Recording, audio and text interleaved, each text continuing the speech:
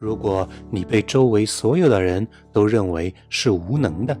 你应该要怎么办呢？是向他们每一个人都去证明你可以做到，还是放弃自己，彻底躺平？如果我让你想一个词来形容《权力的游戏》中的角色山姆威尔·塔利，你又会想到哪些词呢？他胆小笨拙，在一个战乱的时代却不会战斗，甚至连举剑都会发抖。他贪嘴，长得又胖，行动也迟缓，走几步就会喘。他害怕黑暗，害怕死亡，害怕一切危险的事情。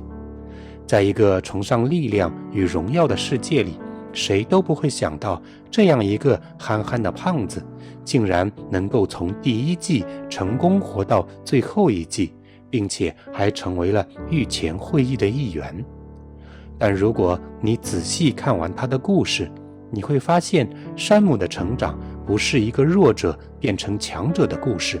而是一个人慢慢不再讨厌自己的过程。这一集我们想从心理学的角度重新来理解山姆的一生。他真正要对抗的敌人从来都不是绝境之墙外的那些异鬼，而是他自己内心深处的那一句我不行。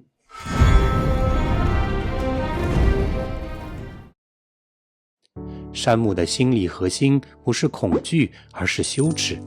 他的父亲兰道尔·塔利是一个极端崇尚力量与荣誉的人。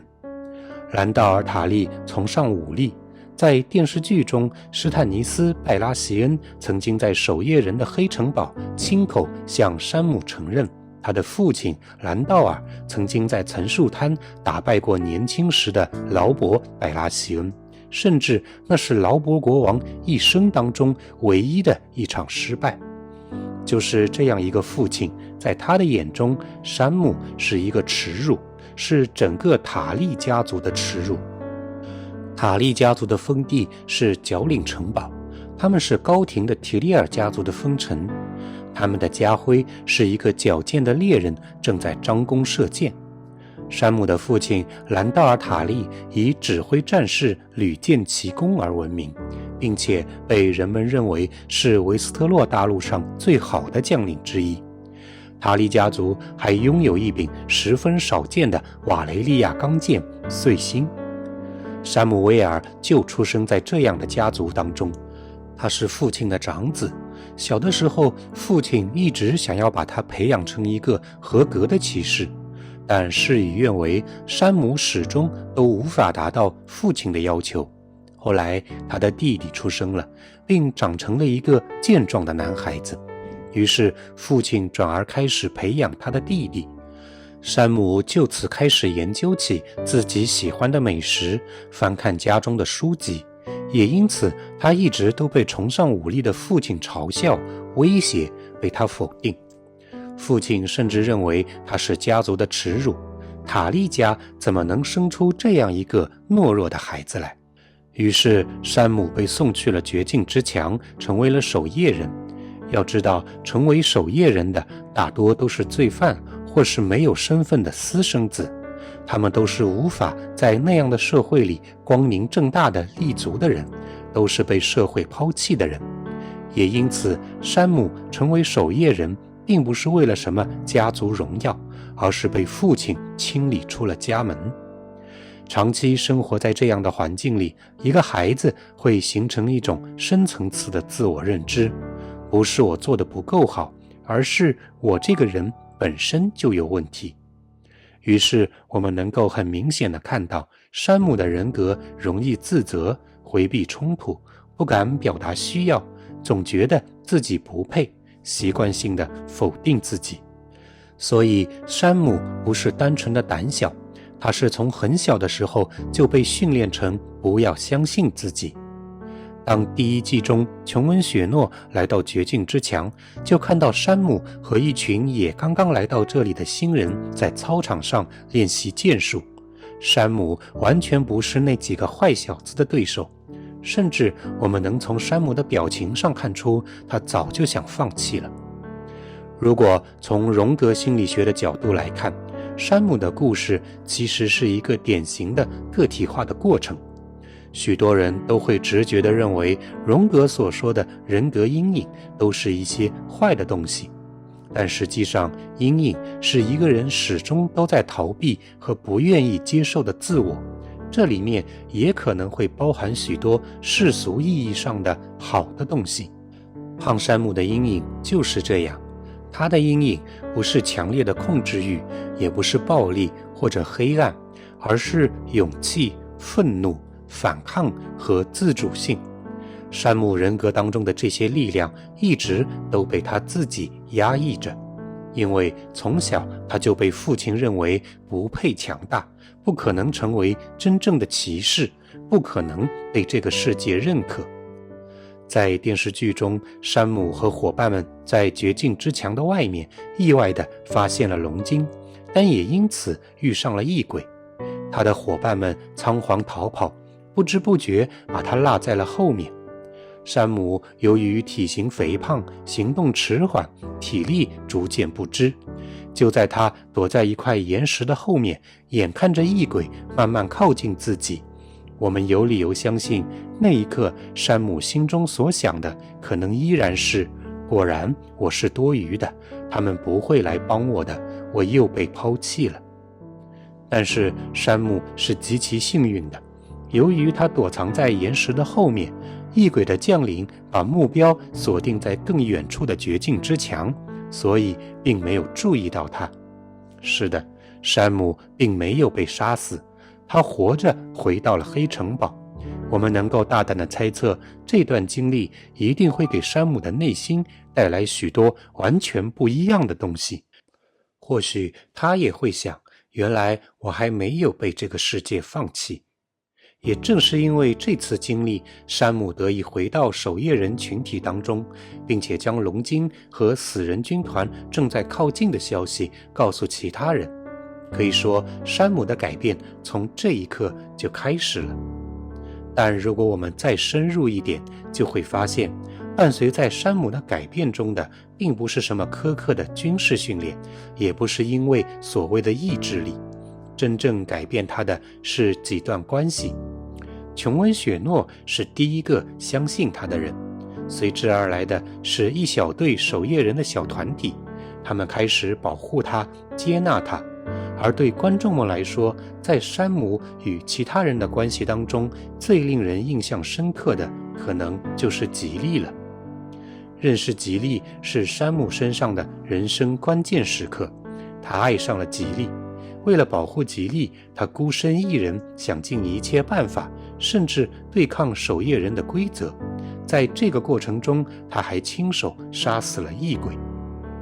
吉利是卡斯特的女儿，他们生活在绝境之墙外侧的堡垒中，但与其说那是堡垒，不如说那只是一些破旧的木屋而已。卡斯特与异鬼达成了奇怪的协定，他与自己的女儿们生下孩子，如果是男孩，那就献祭给异鬼；如果是女儿，那就接着生孩子。吉利就是这一大群女儿的其中之一。最初见到吉利的时候，山姆就一下子打破了2份规则。卡斯特不允许其他人跟他的女儿们说话，但山姆却偷偷地找吉利说话。守夜人不能拥有爱情，不能娶妻，也不能生子，但是山姆却一眼爱上了吉利。后来当卡斯特的堡垒里发生了械斗，山姆本能的并没有裹挟在其中，他自己也知道舞刀弄枪并不适合自己，搞不好自己一下就会被砍死。但他有比这更重要的事情要做，他独自找到吉利，拉着他逃离了那个破旧的木屋。在那之后的一小段时间里，山姆凭借着自己的意志，用自己的办法独自保护吉利。他觉得自由民会攻打黑城堡，于是将吉利偷偷送去了附近的村庄。但是当他再一次觉得不应该留吉利一个人在村庄里时，他又果断地去把吉利找了回来。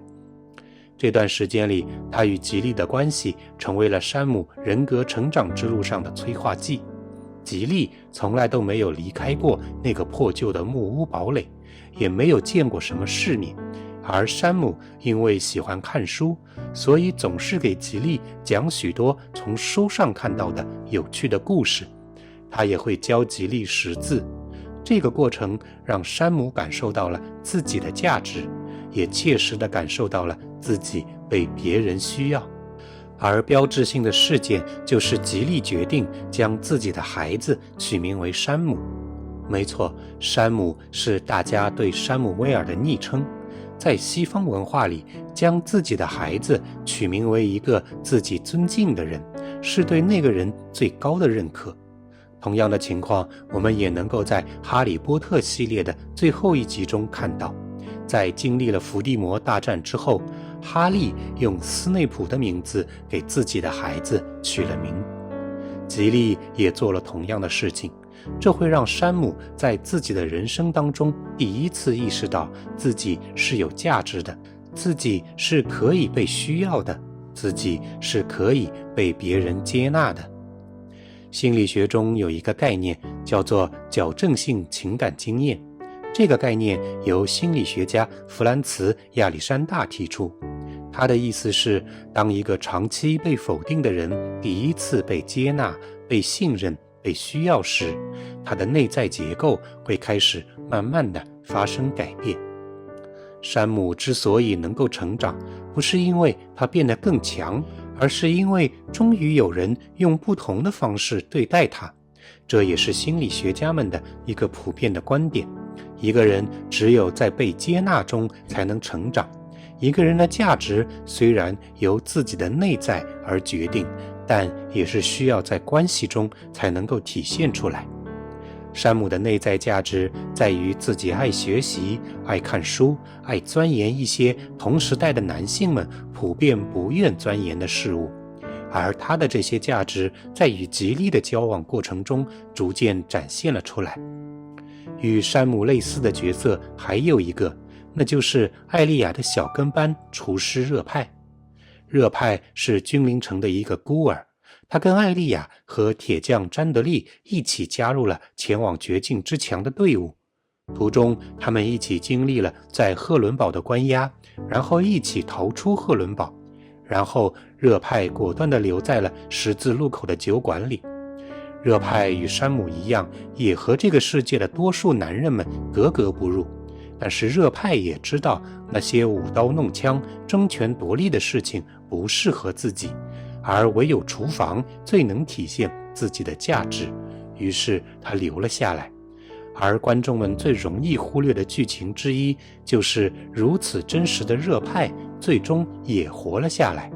再进一步的想一想，其实活到了第8季的几个主要的人物，他们唯一的共同点就是真实。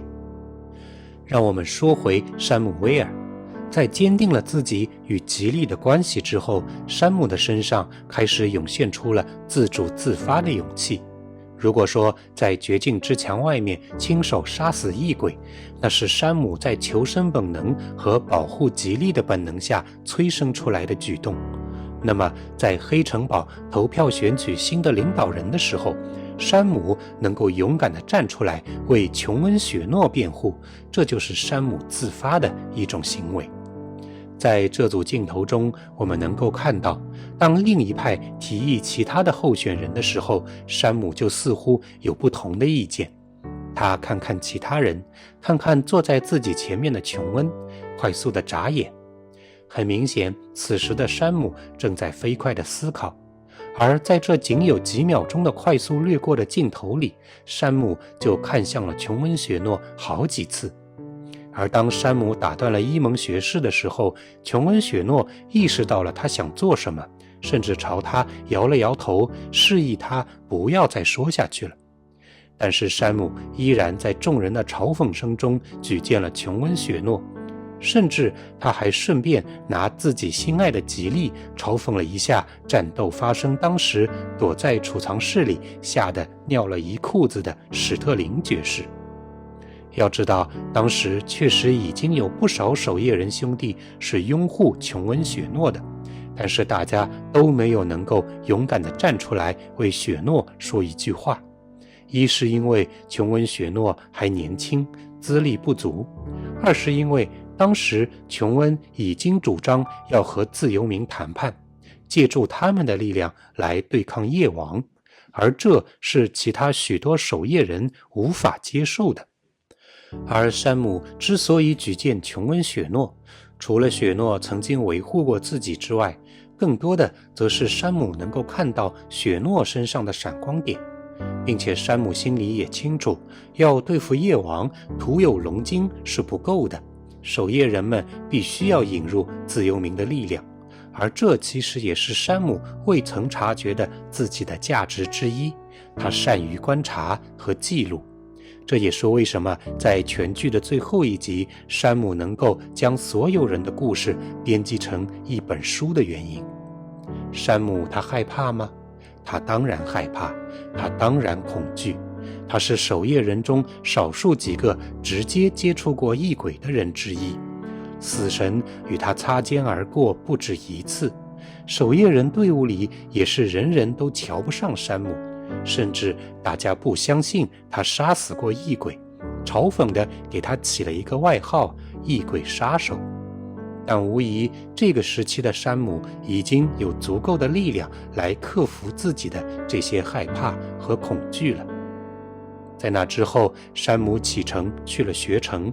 在半途中，他把吉利带回到了角灵城堡的家中，并且再一次直面父亲。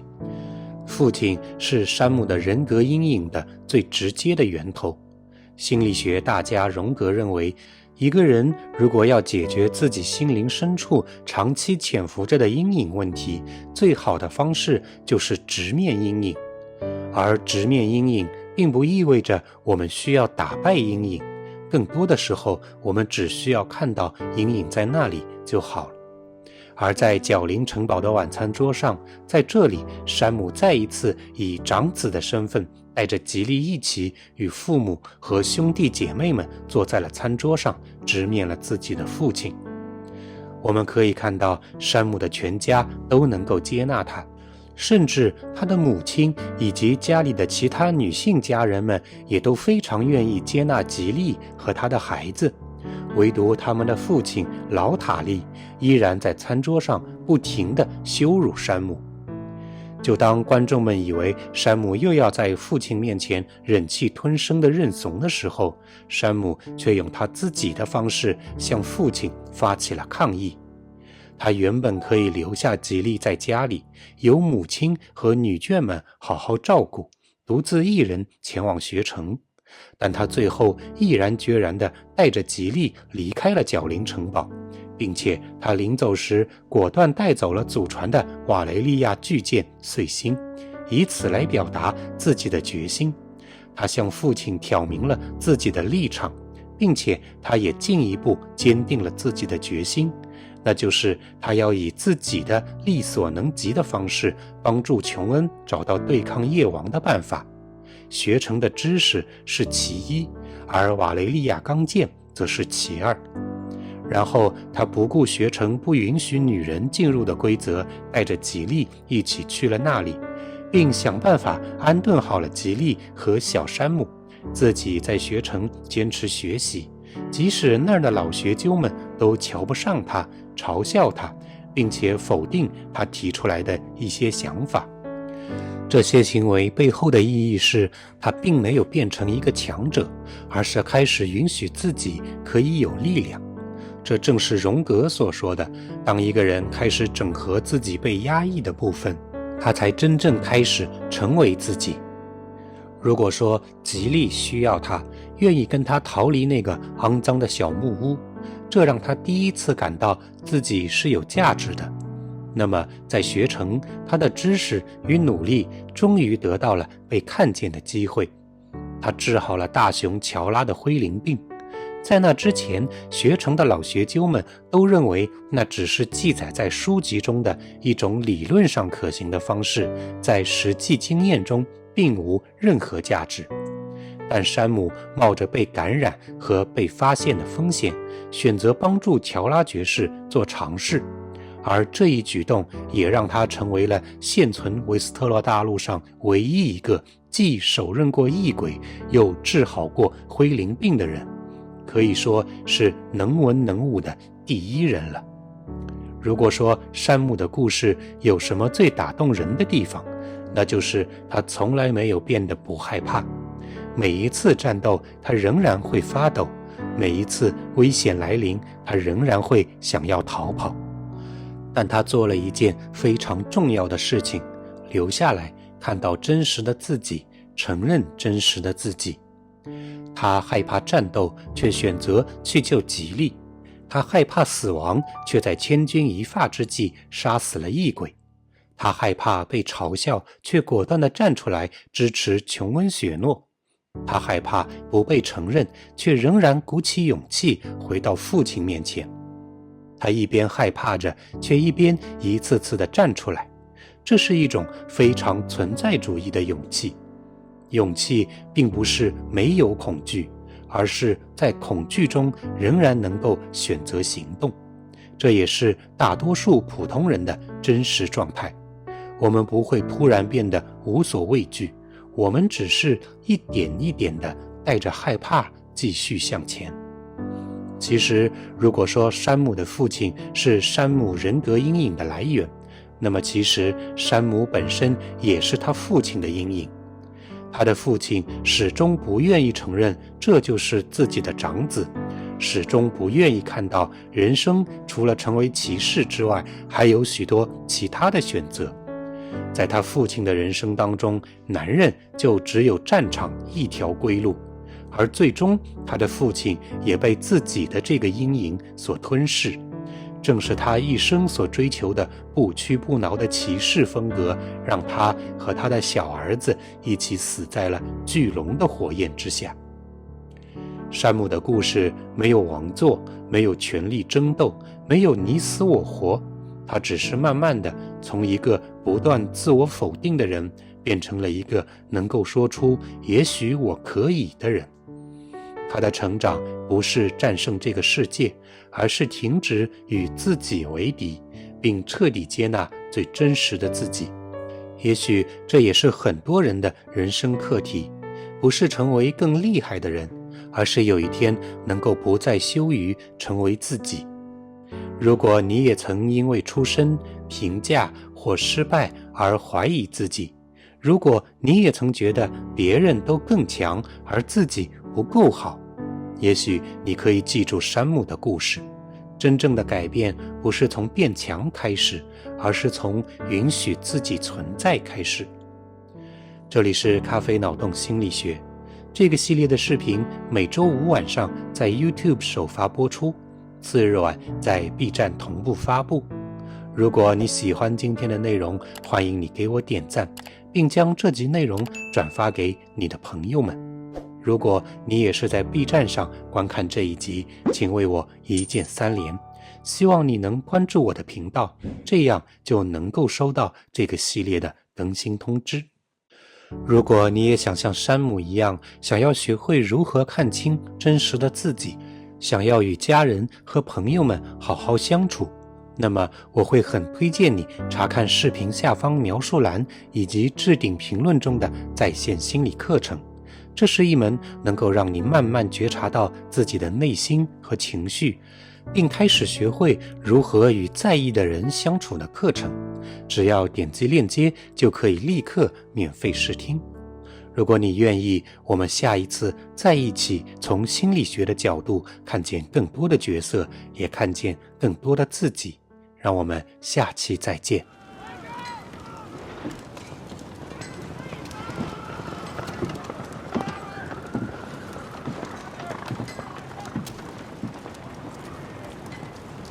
And now our watch begins.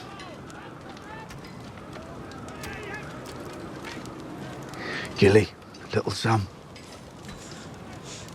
They'll be safe down in the crypt. If you want to join them.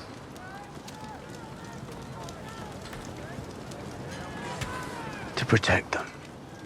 Everyone seems to forget that I was the first man to kill a White Walker. I've killed Fens. Sen. I've saved Gilly more than once. I stole a considerable number of books from the Citadel Library. Survived the Fist of the First Men. You need me out there. Well, if that's what it's come to, we really are fucked. Well, calling you fucked wouldn't be strictly accurate. Samwell Tarly, slayer of White Walkers, lover of ladies. As if we needed any more signs the world was ending. Think back to where we started. Us, Gren, Pip. No, it's just us three. Last man left, burn the rest of us.